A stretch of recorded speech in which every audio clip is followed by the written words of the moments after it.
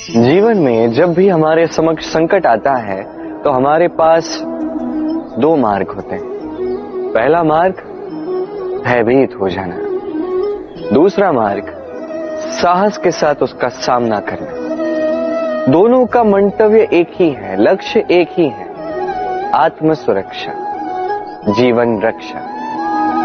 किंतु भय को दुर्बल माना जाता है और साहस को आपका बल माना जाता है।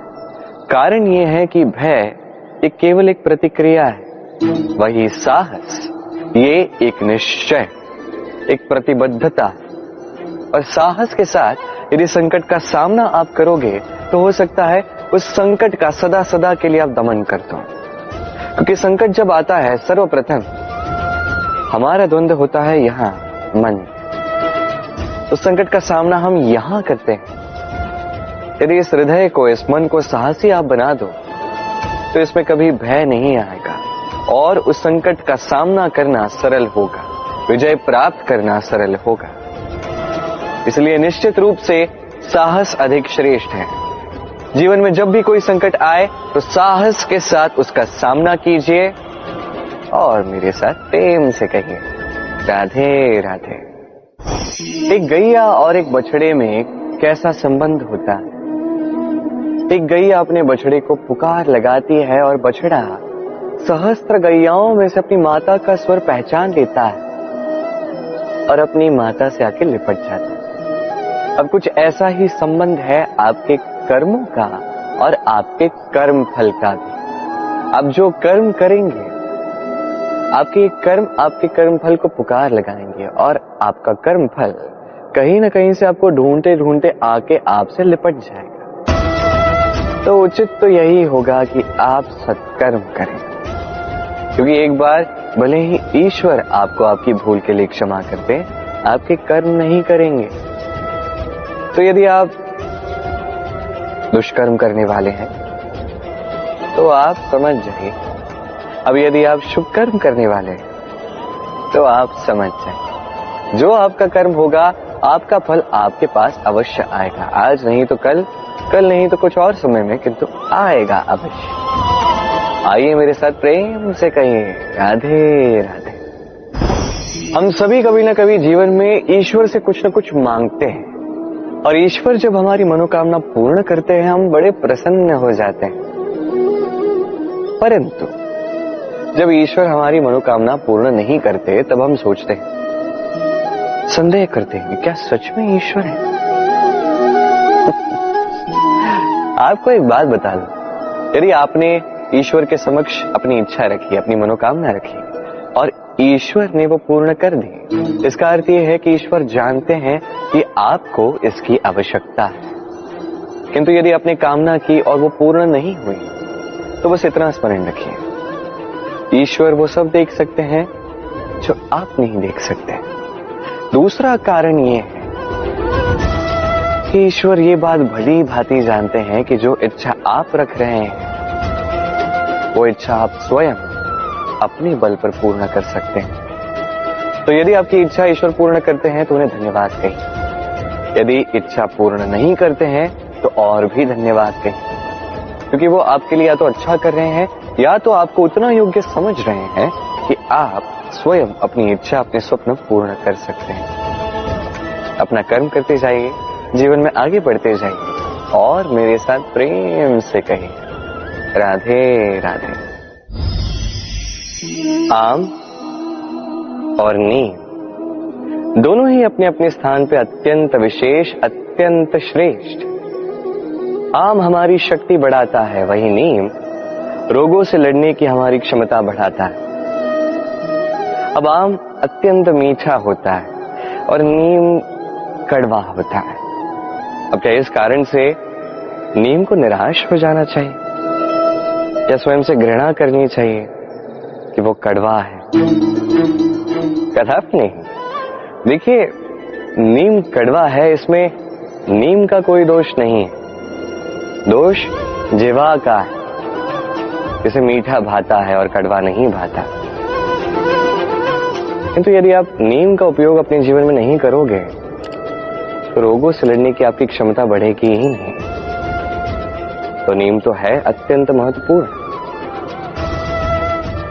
इससे आपको क्या सीख मिलेगी? यही कि कभी भी जीवन में किसी और के मापदंडों पे स्वयं को मत परखिए।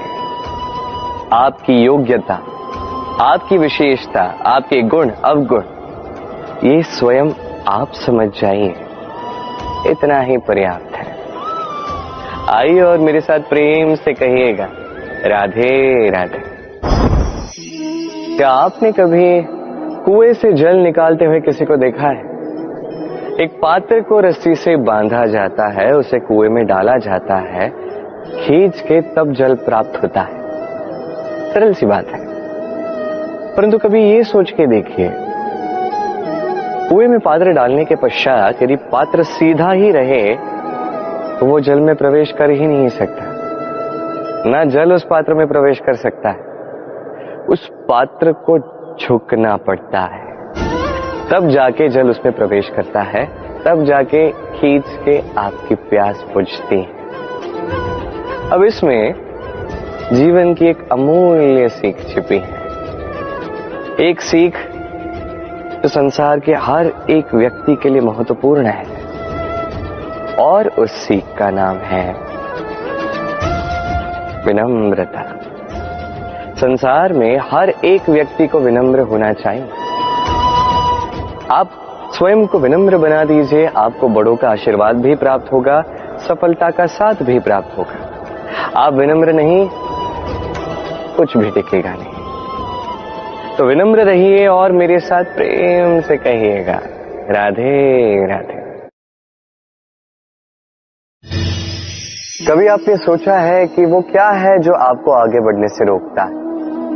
जैसे कि आप मार्ग से चल रहे हैं, पांव में मोच आपको आगे बढ़ने से रोकती, वैसे ही जीवन में छोटी सोच आपको आगे बढ़ने से रोकती।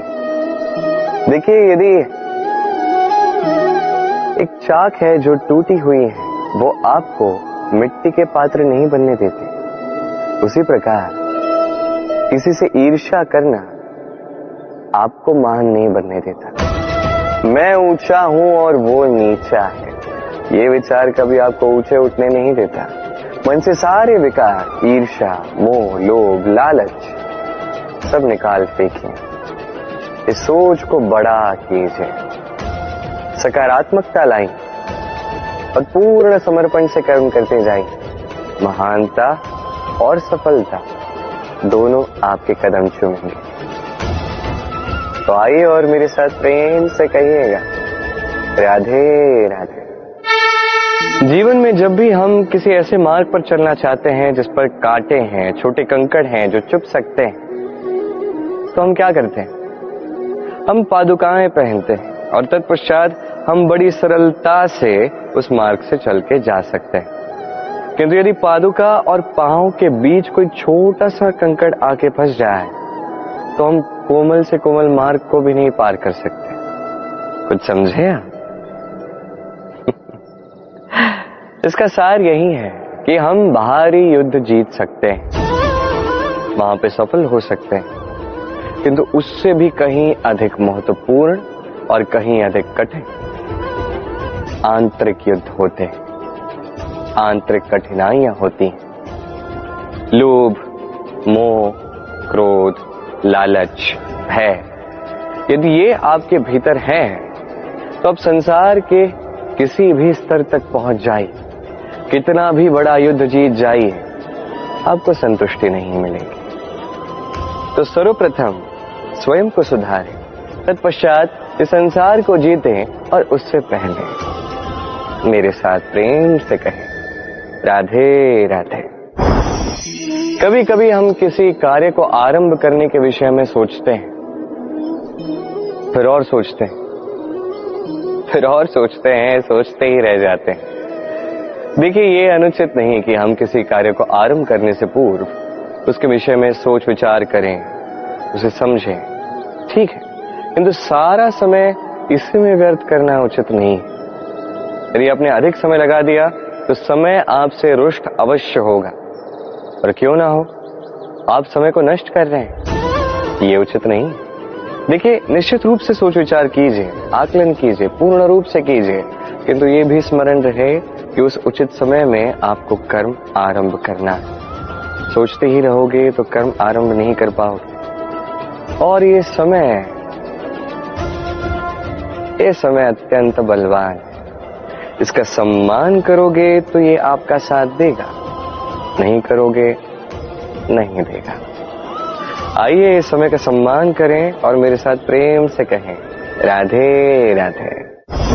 कई बार ऐसा होता है कि हमारे अच्छी मंशा पर, अच्छे विचारों पर, अच्छे कर्मों पर लोग संदेह करते हैं, प्रश्न उठाते हैं, प्रमाण मांगते हैं, शुद्धता की परीक्षा देने को कहते हैं। और तब निश्चित रूप से दुख होता है। हम सोचते हैं कि यही जीवन है। इतना अच्छा सोच के भी, शुभ कर्म करके भी लोग हम पे ही संदेह करते हैं। दुख तो होता है, किंतु दुखी होने की आवश्यकता नहीं। क्यों नहीं है? क्योंकि यदि कोई आप पर संदेह करता है तो उन्हें करने दे। संसार में क्या होता है देखिए, संसार में स्वर्ण की शुद्धता को ही परखा जाता है, कोयले की कटुता को नहीं। आप स्वर्ण हैं तो आपकी शुद्धता को परखा ही जाएगा, वो तो होना ही है। आप स्वयं को दुखी मत कीजिए, आपका केवल एक कर्म है, स्वर्ण की भांति चमकते रहिए। संसार को आपके सोच विचार, आपके कर्म का, आपकी शुद्धता का प्रमाण मिलता ही रहेगा। तो आइए और मेरे साथ प्रेम से कहिएगा राधे राधे। कई बार ऐसा होता है जहां लोग हमारे सत्य को अस्वीकार करते हैं और लोगों की मिथ्या बातों को स्वीकार कर लेते हैं, वो भी बड़ी सरलता से। तब हमें बड़ा दुख होता है, बड़ा क्रोध आता है लोगों की सोच पर यह जानना अधिक महत्वपूर्ण है कि ऐसा होता है तो क्यों? क्या कारण आप हैं? क्या आप में कोई दोष है? कदापि नहीं। कारण यह है कि सत्य, इस सत्य का मूल्य कहीं अधिक है। इतना अधिक है कि कई बार बड़े से बड़ा धनी भी इसका मूल्य चुका नहीं सकता। वहीं बात की जाए यदि मिथ्या की, तो इसका मूल्य बहुत छोटा है। बड़ी सरलता से इसलिए मिथ्या सब में बिक जाता है। आपका कर्म सत्य कहूं तो ये नहीं कि आप सोचते रहें कि लोग आपको क्यों नहीं समझ रहे, आपके सत्य को क्यों नहीं समझ रहे। आपका कर्म है अपने सत्य के साथ खड़े रहना, सत्य के साथ चलते रहें, क्योंकि सत्य भी उन्हीं के पास आएगा जो सत्य को खोजना चाहते हैं। अन्यथा अधिकतर लोग मिथ्या में ही प्रसन्न हैं। आप कर्म करते जाइए, अपने सत्य के साथ आगे बढ़ते जाइए। सत्य अधिक समय तक छिपा नहीं रहता, संसार के समक्ष एक न एक दिन अवश्य आएगा, और तब भी ये लोगों पर है कि वो स्वीकार करना चाहते हैं या नहीं। आप कर्म करते जाइए और मेरे साथ प्रेम से कहिए राधे राधे।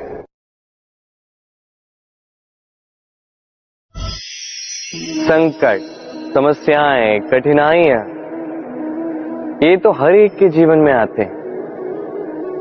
अधिकतर बार ऐसा होता है कि मनुष्य के जीवन में जब कोई संकट आता है तो वो वहीं भयभीत हो जाता है, चिंतित हो जाता है, निराश हो जाता है। किंतु यदि मैं आपको सत्य बताऊं तो हमारे व्यक्तित्व के विकास के लिए, हमें लक्ष्य तक पहुंचाने के लिए ये संकट, ये समस्याएं, ये अत्यंत महत्वपूर्ण है। और इसका उदाहरण मैं नहीं, अपितु प्रकृति स्वयं देगी। अब स्वयं कभी धरती माता को देख लीजिए। धरती माता सूर्य का ताप सहती है, क्यों? ताकि धरती पर जो जल है वो वाष्प बनकर ऊपर जाए, मेघ बने और धरती पर पुनः एक बार वर्षा करे, नया जीवन दान दे। वही बात कीजिए पतझड़ की, तो वृक्ष को देखिए। पतझड़ की इस ऋतु में सारे पत्ते झड़ जाते हैं, तत्पश्चात उस वृक्ष पे होता है नवनिर्माण, नए पत्ते आते हैं, वो वृक्ष पुनः खिल उठता है, लहला उठता। ऐसी आपके जीवन में संकट, कठिनाइयां, समस्याएं ये तो आते ही रहेंगे। आपको इससे भयभीत नहीं होना है, पीछे नहीं हटना है, निराश नहीं होना है, अपितु डट कर साहस के साथ उसका सामना करना है।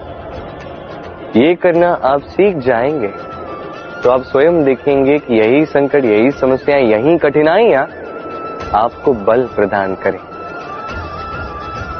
आइए और मेरे साथ प्रेम से कहिए राधे राधे।